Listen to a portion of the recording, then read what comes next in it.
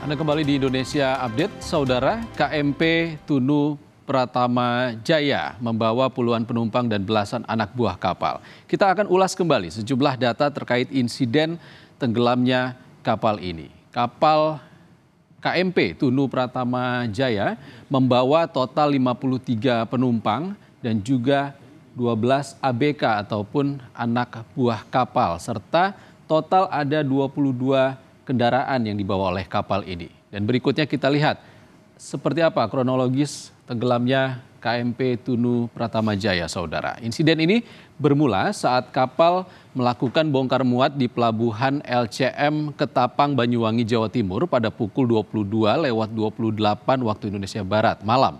Kapal kemudian baru berangkat menuju pelabuhan Gilimanuk, Bali pada 22:56 waktu Indonesia Barat. Namun hanya berselang kurang lebih setengah jam kemudian kapal mengalami gangguan di tengah pelayaran dan meminta bantuan. Itu terjadi tepatnya pukul 23:20 waktu Indonesia Barat. Dan 15 menit kemudian, tepatnya pada pukul 23:35 waktu Indonesia Barat, kapal pun mengalami blackout atau mati total di perairan Selat Bali. Dan tak lama kemudian kapal terbalik dan akhirnya tenggelam.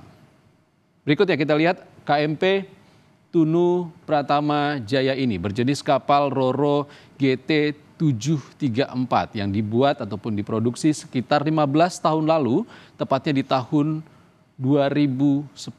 Kapal ini, Saudara, memiliki panjang 63,3 meter dan juga lebar 12 meter dan draft sepanjang 2,5 meter. Draft itu adalah titik dari lunas ataupun titik terendah dari kapal dan dihitung secara vertikal pada titik air yang mengenai kapal. Dan, Saudara, kapal ini dapat melaju dengan rata-rata kecepatan pada 4,3 knot, namun dapat mencapai kecepatan maksimal di 7,1 knot.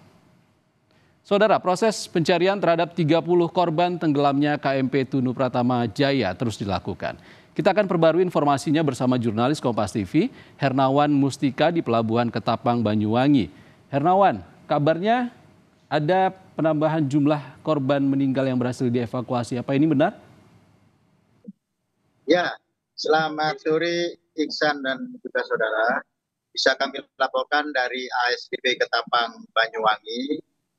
Saat ini korban meninggal dunia bertambah 5 orang yang sebelumnya diberitakan dan didata ada 4 orang. Sementara yang ditemukan masih dalam catatan 31 orang. Sementara juga kami laporkan juga bahwa saat ini kondisi cuaca antara pelabuhan Ketapang hingga Gilimanuk berangsur kembali normal meskipun masih terjadi angin kencang dan gelombang tinggi. Seperti itu. Hernawan, kalau sebelumnya disebutkan ada 30 orang yang hilang dengan bertambahnya 1 korban meninggal ini, artinya masih ada 29 korban hilang lagi yang harus dicari. Seperti apa proses pencarian di sana? Dapat kami laporkan juga tim Basarnas gabungan saat ini melakukan proses pencarian di sejumlah titik yang belum bisa kami rinci karena memang kondisi petugas sudah berada di tengah lapangan, di tengah laut dan juga. Jadi proses pencarian terus dilakukan untuk menemukan para korban yang belum ditemukan. Seperti itu, Bisa. Apa yang menjadi tantangan para petugas di sana? Dari pantauan kami yang menjadi tantangan yakni adanya gelombang tinggi yang disertai angin kencang karena memang diketahui Selat Bali antara Ketapang menuju Gilimanuk ini memang dikenal dengan adanya angin kencang serta gelombang yang tinggi yang bisa membahayakan keselamatan perahu atau kapal yang melintas. Oke, Hernawan, apa ada upaya untuk perluasan titik pencarian di Selat Bali?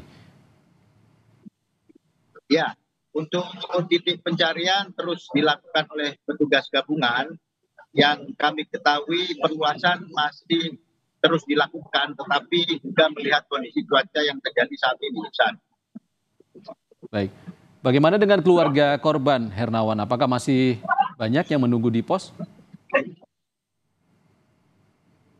Posko Ketapang Banyuwangi, sejumlah keluarga masih terus dilayani oleh petugas di posko, baik itu untuk mendata ataupun mencari informasi keluarga yang sebagian besar menanyakan keberadaan dan keselamatan keluarganya yang menjadi penumpang di kapal tersebut.